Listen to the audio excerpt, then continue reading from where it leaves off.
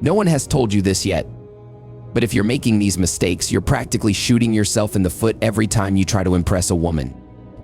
Seriously, it's like trying to win a race with your shoelaces tied together. You'll never get the results you want if you keep falling into these traps. And what's worse, you might not even realize you're making them. So, let's get real for a second and uncover the 10 most common errors guys make when they're trying to catch the attention of that special someone. Stick around, because by the end of this video, you'll have the tools to completely transform the way you approach relationships. This might just change everything for you. Section 1, being someone you're not. Right, let's kick things off with error number 1. And it's a biggie: pretending to be someone you're not. Now, this might sound like common sense, but you'd be surprised how many guys fall into this trap. The moment you meet someone you're interested in, the pressure kicks in, right? You start thinking, what would she like? Should I act more confident? Maybe she's into adventurous guys. I should mention that skydiving trip I took 5 years ago. But here's the thing, when you try to be someone you're not, it's like wearing a mask, and trust me, women can spot a fake from a mile away. They're way more intuitive than we often give them credit for. Now, why is this such a big deal? Because when you're not being yourself, you're not giving her the chance to connect with the real you. And that's what relationships are all about: connection. If you're constantly putting on a show, even if she likes what she sees, she's liking a version of you that isn't real. And eventually that facade will crack. Imagine the pressure of constantly trying to keep up that act. It's exhausting, and in the end, it won't get you the results you want. So, here's the takeaway. The moment you stop pretending and start being your true self, you'll notice how much easier it is to connect on a deeper level. Be proud of who you are, quirks and all. That authenticity is what's going to make you stand out. Women appreciate honesty and vulnerability far more than some flashy persona that's hard to keep up. The key is to let her see the real you. And believe me, that's way more attractive than any role you could play. Section 2, focusing only on yourself. Let's move on to error number 2. And this is another one, the one that's surprisingly common, making it all about you. I mean, come on, who doesn't want to impress by talking about their achievements, right? You think if I just tell her about that promotion I got, or that amazing trip to Bali, she'll be totally into me. But here's a harsh truth: if you're not showing genuine interest in her, she's going to feel ignored, or worse, think you're just self-absorbed. Think about it like this: conversations are like a game of ping pong. If you're the only one hitting the ball, it's not a game, it's just you smacking a ball around by yourself. To make a real connection, you've got to engage with her. Ask her about her day, her interests, her thoughts on whatever topic comes up. Show that you're about what she has to say. When you do that, you're not just having a conversation, you're building a connection. Here's a little secret: people love talking about themselves. It's human nature. So when you give her the space to open up and share, she's going to feel more comfortable around you. And when she feels comfortable, that's when the magic happens. She'll start to associate that comfort with you. And suddenly, you're not just another guy trying to impress her. You're someone she enjoys being around. And that's priceless. So, next time you're in a conversation, remember this: it's not about impressing her with how awesome you are. It's about showing her that you think she's awesome, too. Mutual respect and interest are the foundations of any meaningful relationship. And when you focus on her as much as, or even more than, on yourself, you're laying the groundwork for something real. Section 3, ignoring nonverbal cues. Now, let's talk about error number 3, ignoring nonverbal communication. This one's a bit more subtle, but man, is it important. Did you know that up to 93% of communication is nonverbal? Yup, your body language, facial expressions, and even your tone of voice often say more than your words ever could. And if you're not paying attention to these cues, you might be sending all the wrong signals without even realizing it. For example, you might be telling her how much you're enjoying her company, but if you're standing there with your arms crossed, looking around the room, and not making eye contact, she's not going to believe you. Your body language is saying, I'm closed off and not really interested, even if your words are saying something else entirely. So, how do you fix this? Start by becoming more aware of your own body language. Are you standing with an open posture? Are you making eye contact and nodding when she speaks to show you're engaged? Are you smiling genuinely? Or is it more of a forced grin? These little things add up and can make a huge difference in how you're perceived. But it's not just about your own body language, you've also got to pay attention to hers. Is she leaning in when you talk? Or does she seem to be pulling away? Is she maintaining eye contact, or is she looking around to be trying to find an escape route? These cues can tell you a lot about how the interaction is going. If she seems closed off, it might be time to change your approach. The bottom line is this: communication is about so much more than just words. When you become attuned to the nonverbal cues in a conversation, you're not just talking, you're truly connecting. And that's where real, meaningful relationships start. Section 4. Not listening actively. Let's move on to error number 4, not listening actively. This might sound like a no-brainer, but you'd be surprised how many people think they're listening when they're really just waiting for their turn to speak. There's a huge difference between hearing the words someone is saying and truly listening to them. Active listening is about being fully present in the conversation, not just physically, but mentally and emotionally as well. So what does active listening look like? It's nodding your head when she's talking, asking follow-up questions, and making eye contact. It's not checking your phone every few minutes or thinking about what you're going to say next. It's about being in the moment, giving her your full attention, and showing that you genuinely care about what she's saying. Here's the thing: when you actively listen, you're doing more than just participating in a conversation, you're building trust. You're showing her that you value her thoughts and opinions, and that goes a long way in deepening your connection. Plus, when you're truly engaged, you'll pick up on things that can take the conversation to a whole new level. Maybe she mentions a hobby she's passionate about. Boom, you've got a new topic to explore to her. Or maybe she hints at something that's been bothering her. By picking up on that, you can offer support and show that you care about her well-being. Active listening isn't just a skill, it's a superpower when it comes to building relationships.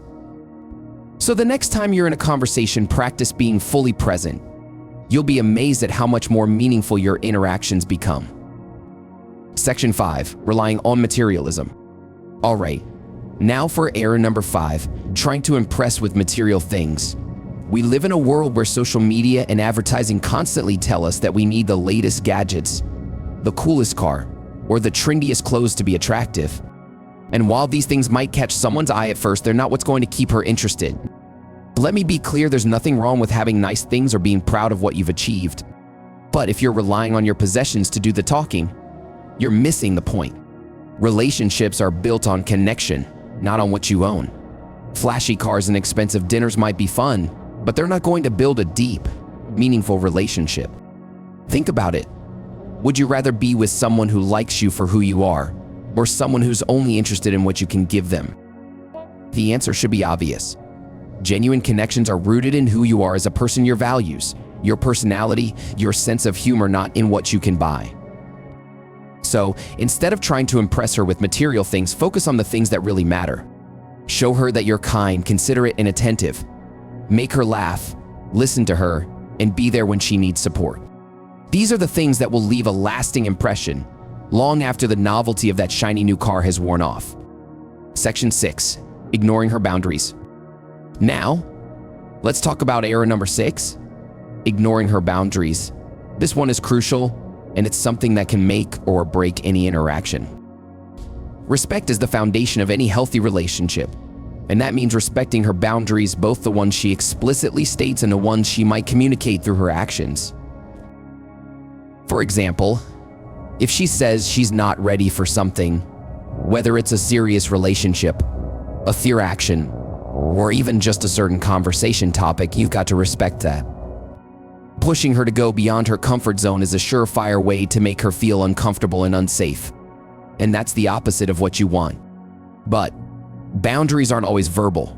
Sometimes they're communicated through body language or subtle hints. Maybe she pulls back a little when you get too close, or maybe she changes the subject when you bring up something she's not comfortable with. These are signs that you need to pay attention to. Respecting her boundaries shows that you value her autonomy and her feelings. It shows that you're not just interested in what you want, but that you care about what she wants too. And that's incredibly important in building trust and a strong connection. Remember, a relationship is a partnership. It's about both people feeling safe, respected, and valued. When you make it clear that you respect her boundaries, you're laying the groundwork for a healthy, balanced relationship. Section 7, not being considerate. Let's move on to error number 7, not being considerate or thoughtful.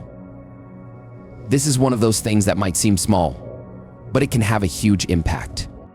Being considerate means paying attention to the little details, remembering her favorite coffee order, checking in on her when you know she's had a tough day, or simply being punctual when you've made plans. These small gestures show that you're thinking about her and that you care about her feelings. It's easy to overlook the importance of these things, especially when you're caught up in trying to make a big impression. But often it's the little things that matter most. They show that you're paying attention and that you're invested in her happiness. For example, maybe she mentioned offhand that she's been stressed about work. A thoughtful gesture might be surprising her with a relaxing evening, maybe her favorite takeout, and a movie she's been wanting to watch. Or if she's been talking about a hobby she's passionate about, you could surprise her with something related to that. Where it doesn't have to be expensive or grand, it just has to show that you're thinking about her. Being considerate is about showing that you care, and that's something that will always leave a positive impression. So, don't underestimate the power of the little things. They can make all the difference. Section 8, acting arrogantly. Now let's talk about error number 8, acting arrogant or cocky. Confidence is attractive, there's no doubt about that. But there's a fine line between confidence and arrogance, and crossing that line can be a major turn-off. Arrogance comes across as thinking you're better than everyone else, and no one likes that. It's off-putting because it suggests a lack of humility and a lack of respect for others. On the other hand, true confidence is quiet and self-assured. It's knowing your worth without needing to prove it to anyone. So, how can you tell if you're coming off as confident or arrogant? Here's a simple test. If your confidence is making other people feel good, you're on the right track. If it's making them feel small or inadequate, you might be leaning into arrogance. True confidence lifts others up, it doesn't put them down. The key is to stay humble. Recognize your strengths, but also be aware of your weaknesses. Don't be afraid to admit when you're wrong or when you don't know something. And most importantly, treat everyone with respect, regardless of who they are or what they've achieved. Humility is a powerful quality, and it's one that will win you a lot more respect than arrogance ever will. Section 9, lacking self-confidence. Error number 9, lack of self-confidence. Now, we just talked about how confidence is attractive, but what if you're struggling to feel confident in the first place? This is something a lot of guys struggle with, and it can really hold you back in your interactions with women. Here's the thing, confidence isn't about being the loudest or most outgoing person in the room. It's about being comfortable with who you are, flaws and all. It's about knowing your worth and not needing validation from others to feel good about yourself. Building self-confidence is a process and it takes time. Start by focusing on your strengths. What are you good at? What do you enjoy doing? Spend time doing things that make you feel capable and happy. Surround yourself with people who support and uplift you, and work on silencing that inner critic that tells you you're not good enough. Confidence also comes from being prepared. If you're nervous about talking to women, practice. Spend time working on your conversation skills and get comfortable with the idea of putting yourself out there. The more you do it, the easier it will become. Remember, confidence is a journey, not a destination. It's something you build over time, and it's okay to have setbacks along the way. The important thing is to keep working on it and to believe in yourself. When you do, that confidence will shine through in everything you do. Section 10, not learning from mistakes. Finally, error number 10, not learning from your mistakes. Look, everyone messes up, that's just part of life. But if you're not taking the time to reflect on what went wrong and how you can improve, you're setting yourself up to repeat the same mistakes over and over again. Growth happens when you take a step back, look at where you stumbled, and make a conscious effort to do better next time. Maybe you realize that you've been too focused on yourself in conversations, or that you've been coming across as too eager. Whatever it is, the key is to acknowledge it and learn from it. This isn't about beating yourself up, it's about becoming a better version of yourself. When you make mistakes, you're presented with an opportunity to grow. Embrace that opportunity and use it to build stronger, more meaningful relationships in the future. Remember, no one is perfect.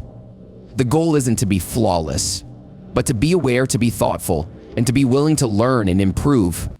That's how you become the best version of yourself.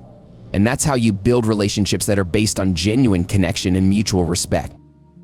And there you have it, the 10 biggest mistakes that could be holding you back from truly connecting with the woman you're trying to impress. And now I want to hear from you. Have you caught yourself making any of these mistakes? Or maybe you've got your own tips for making a great impression. Drop a comment below, hit that like button if you found this video helpful, and don't forget to subscribe for more tips on building meaningful relationships. Remember, every interaction is an opportunity to learn and grow, so take these insights and apply them in your life. Let's keep this conversation going in the comments, and as always, thanks for watching.